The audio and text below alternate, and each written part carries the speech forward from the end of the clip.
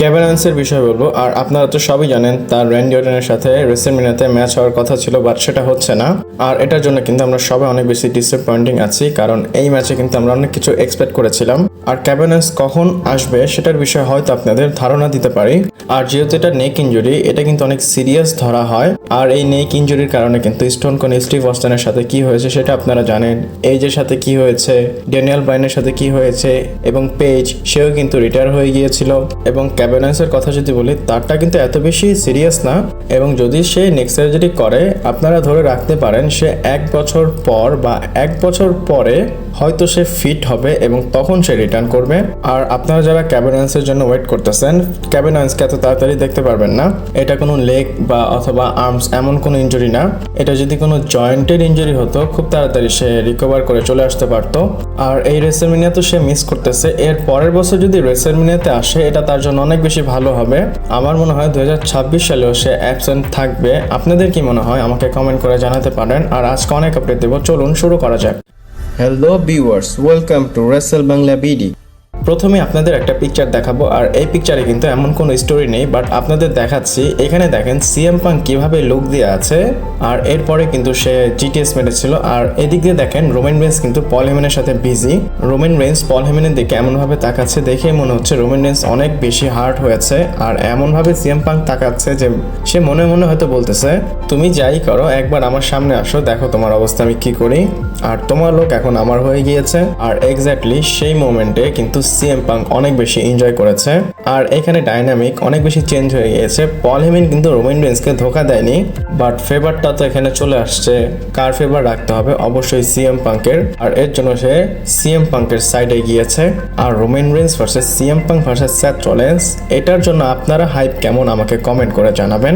এরপর বলবো সবার আগে যে ডাব্লিউডাব্লিউ ছেড়ে অল এলিট রেসলিং এ গিয়েছিল এবং অল এলিটকে সবার আগে যে লিড দিয়েছে সেটা হচ্ছে ক্রিস জেরিকো। আর এখন তার কথা একটু চেঞ্জ হয়ে গিয়েছে এবং ক্রিস জেরিকোকে কোশ্চেন করা হয়, তুমি কি ডাব্লিউডাব্লিউতে আসবা? ডাব্লিউডাব্লিউতে আসার জন্য তুমি কি কনসিডার করো? ক্রিস জেরিকো বলে, দেখো যে সময় আমি ডাব্লিউডাব্লিউ ছেড়ে অল এলিট রেসলিং এ এসেছিলাম, আমরা কিন্তু এটা শিওর ছিলাম না যে এত বড় টিভি ডিল আমরা পাবো, এবং কোনো গ্যারান্টি ছিল না যে 80,000 ফ্যামিলিতে গিয়ে আমরা শো করব। আর আমি বলবো ওই পয়েন্টে আমার যে ডিসিশন সেটা একদম ঠিক ছিল। বাট সামনে ফিউচারে গিয়ে দেখি কি করা যায়, এবং আমি সামনে গিয়ে এটাকে কনসিডার করব। আর হতেও পারে আমি এটাকে কনসিডার করব না, এটা সময় বলে দিবে। আর সে যেহেতু বলে দিয়েছে আমি কনসিডার করব, তার মানে ভিতরে ভিতরে সে একটু প্রিপেয়ার আছে। এবং আপনাদের এটাও বলি, প্রত্যেকটা সুপারস্টার যে ডাব্লিউডাব্লিউ থেকে চলে গিয়েছে, সে অ্যাডমিট করুক অথবা না করুক, ওয়ার্ল্ড ওয়াইজ সবচেয়ে বড় কোম্পানি কিন্তু ডাব্লিউডাব্লিউই। তো একটা রেসলার কখনোই ডাব্লিউডাব্লিউ থেকে মুখ ফেরাতে পারবে না। আর ক্রিস জেরিকো কিন্তু ডাব্লিউডাব্লিউর বড় সুপারস্টার, এবং সে সেখানেই থাকুক, একটা না একটা সময় সে ডাব্লিউডাব্লিউতে আসবে, কারণ হল অফ ফেমের কিন্তু একটা ব্যাপার আছে। আর আপনাদের কি মনে হয় আমাকে কমেন্ট করে জানাবেন। এরপর ব্রক লেসনারের বিষয় বলেছিলাম, একটা ফ্যান বলেছিল, মানে ব্রক লেসনার একটা ফ্যানকে বলেছিল সে ডাব্লিউডাব্লিউ থেকে বা রেসলিং থেকে রিটায়ার হয়ে গিয়েছে। আর আমি কিন্তু আপনাদের বলেছিলাম ওই সোর্সটাকে আপনারা বিশ্বাস করবেন না, এবং নতুন একটা সোর্সের থেকে কথা এসেছে এবং তারা বলতেছে ওই যে সোর্স মানে ব্রক লেসনার যে রিটায়ার হয়েছে সেই সোর্সটা মিথ্যে নিউজ ছড়িয়েছে, এবং তারা এটা দাবি করতেছে যে ব্রক লেসনার এখনো রিটায়ার হয়নি, এবং বলতেছে ডাব্লিউডাব্লিউ থেকে কোনো গ্রিন সিগন্যাল ব্রক লেসনারকে দেওয়া হয়নি, এবং সামনে গিয়ে এই কথা বানাবেও না, কারণ ডাব্লিউডাব্লিউ চায় ব্রক লেসনারের মামলা একদম শেষ হোক, দেন তারা ব্রক লেসনারকে নিয়ে আসবে। আর আমি চাই এটা নিয়ে কথা কম বলতে, কারণ যখন হবে তখন দেখা যাবে। বাট আমি যেহেতু আপডেট দিয়েছি, কারেকশনও করে দিলাম। আর আমি কিন্তু নিজে থেকে কোনো আপডেট দেই না, আমি যেই সোর্স থেকে জানি আমার কাছে রিলায়েবল মনে হয় সেটা আপনাদের সাথে শেয়ার করি। এরপর মেজর এবং ইন্টারেস্টিং স্টোরি আপনাদের বলবো, আর সেটা হচ্ছে জন সিনা এবং কোডি রোডসের ম্যাচের বিষয়। এবং আপনারা জানেন এদের ম্যাচটা রেসলম্যানিয়া 41 নাইট 2 এর মেইন ইভেন্ট হবে। এই ম্যাচটাকে নিয়ে একটা ম্যাসিভ স্পয়লার এসেছে এবং রিপোর্ট জানিয়ে গিয়েছে ট্র্যাভিস স্কট এবং রক এই দুইজনকে আপনারা এই ম্যাচে দেখতে পারবেন। আর এখানে আপডেট দেখতে পাচ্ছেন। আর এই আপডেটটা রেসলিং অবজারভার নিউজ লেটার করেছে এবং লেখা আছে Travis Scott is currently in the WrestleMania 41 plans. আপনারা জানেন ট্র্যাভিস স্কটের যে থিম সং সেটা কিন্তু অফিসিয়াল থিম সং হয়েছে রেসলম্যানিয়ার, এবং পাশাপাশি যে টাইমলেস প্লেবয়ের কার্ট অ্যান্ড উইকেন্ডের যে সং সেটাও কিন্তু ডাব্লিউডাব্লিউ অফিসিয়াল করে দিয়েছে রেসলম্যানিয়ার জন্য। আর সেটা কিন্তু সেকেন্ড থিম, আর মেইন থিম হচ্ছে ট্র্যাভিস স্কটের ফিন, আর রেসলমিনিয়াতে ট্র্যাভিস স্কট যে থাকবে এটা তো একদম কনফার্ম, এবং তার একটা পারফরমেন্সও আপনারা এক্সপেক্ট করতে পারেন। এরপর কোডি রোডসের বিষয় বলবো। আর কোডি রোডস বলেছে ব্যাকস্টেজে জন সিনা তার সাথে যে কনফ্রন্টেশন করেছে সেখানে জন সিনার সাথে সে কি কথা বলেছে, এবং এই ইন্টারভিউতে ভালো একটা ইনসাইট আমরা জানতে পেরেছি। আর কোডি পার্ডন মাই টেকের সাথে কথা বলার সময় এই কথাগুলো বলেছে, এবং আপনারা দেখতে পাচ্ছেন লেখা আছে Cody Rhodes revealed that he and John Cena had a disagreement backstage that he was not as authentic as John was। তো সিনা বলে যে তুমি অথেন্টিক না, এবং কোডি রোডসকে রিয়েল বলেনি। আর এখানে কিন্তু পলিটিশিয়ানের কথাটা চলে আসে, মানে জন সিনা হয়তো বোঝাতে চেয়েছে যে আমি যে লেভেলে আছি সেই লেভেলে তুমি নেই। আর কোডি রোডস এটা কেন বলেছে, কারণ কোডি রোডস এটার উপর ডিসএগ্রি করে। কোডি রোডস বলে এমন কিছু না, আই এম অথেন্টিক। এবং আপনাদের এটাও বলে দেয় কোডি রোডস কিন্তু একদমই মানতে চায় না সে যে পলিটিশিয়ান বা পলিটিক্স করে।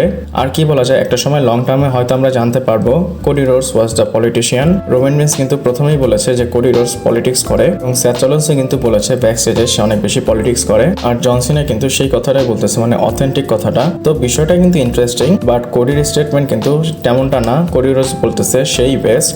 আপনাদের কি মনে হয় আমাকে কমেন্ট করে জানাবেন।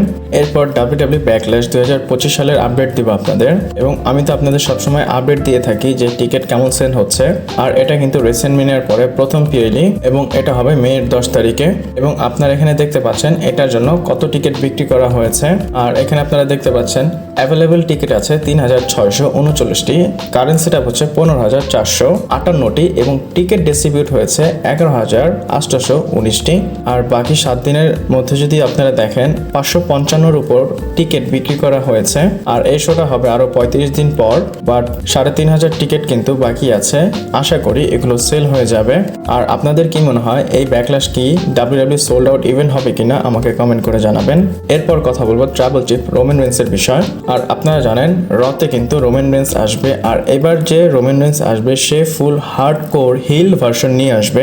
আর সে নিয়ে আসবে কেন এই কথাটা বলতেছি, কারণ যদি আপনারা কিছুদিন ধরে দেখেন রোমান রেন্সকে কিন্তু রুথলেস দেখা যাচ্ছে না। আগের স্ম্যাকডাউনে কিন্তু রোমান রেন্সকে জাস্ট 2021-22 সালের যে রোমান রেন্স তেমনটাই দেখা যাচ্ছিল। বাট এই যে রোমান রেন্স সেটা কিন্তু একদম টেম্পোরারি, কারণ এখন পল হেমিন রোমান রেন্সের সাথে নেই। সে জয়েন করেছে সিএম পাঙ্কে। রোমান রেন্সের কাছে কোনো অপশন নেই, এবং সে লাস্টে গিয়ে হিল হয়েই রিটার্ন করবে, মানে চলে আসবে এবং এসে সবাইকে ডমিনেট করবে। আমারও মনে হয় রোমান রেন্স হিল হবে, এমনটা ফ্যানরাও মনে করে, এবং ভেন্স রুসো সেও এটা মনে করে। এবং সে বলে যে এই যে তিনজনের কাহিনী এখানে কিন্তু এক্সাক্ট কোনো হিল নেই। যদি আপনারা দেখেন সেথ রলিন্সের কাছে ভালো ভ্যালিড পয়েন্ট আছে। সিএম পাঙ্কের অ্যাকশন যদি দেখেন দেখে মনে হচ্ছে না সে ফেস। আর যদি রোমান রেন্সের ক্যারেক্টার দেখেন সে কিন্তু টুইনার। আর টুইনার মানে হচ্ছে সে হিলও না ফেসও না, জাস্ট নিজেরটা দেখে। আর মেইন কথা হচ্ছে এই যে তিনজন সুপারস্টার এদের স্টোরিতে কিন্তু মেইন কোনো হিল ক্যারেক্টার নেই। সবাই নিজেদের এজেন্ডা দেখতেছে, এবং সবাই নিজেদের জায়গায় একদম ঠিকঠাক আছে। এবং ভেন্স রুসো বলে যে এই পয়েন্টে রোমান রেন্স সিএম পাঙ্ক এবং সেথ রলিন্সের থেকে আলাদা হয়ে যাবে, এবং সে হার্ডকোর হিল হবে। এবং সে এটাও মনে করে যে এই জিনিসটা রোমান রেন্সের কাছে মিসিং আছে। যদি সে এটা নিয়ে আসে তাহলে তার ক্যারেক্টার এবং তার যে সামনের ডাব্লিউডাব্লিউ রান সেটা তার জন্য ভালো হবে, এবং সে চ্যাম্পিয়নশিপের জন্য আবার যেতে পারবে। আর এটাও ঠিক, ডাব্লিউডাব্লিউ চ্যাম্পিয়নশিপ হারানোর পর রোমান রেন্সকে এমনভাবে বুকিং করেছে সেটা ফ্যানরা পছন্দ করেনি। আর 2020-এর পরে যে রোমান রেন্স সেটা যদি চলে আসে তাহলে ফ্যানরা অবশ্যই অনেক বেশি ইন্টারেস্ট হবে। আমি তো পার্সোনালি চাই রোমান রেন্স যেন আবার হিল ক্যারেক্টারটা নিয়ে আসে। আপনারা কি মনে করেন আমাকে কমেন্ট করে জানাবেন। ভিডিওটা এই পর্যন্তই ছিল। ভালো লাগলে লাইক, কমেন্ট, শেয়ার, সাবস্ক্রাইব করে পাশে থাকবেন। পরবর্তী ভিডিওতে আবার দেখা হচ্ছে।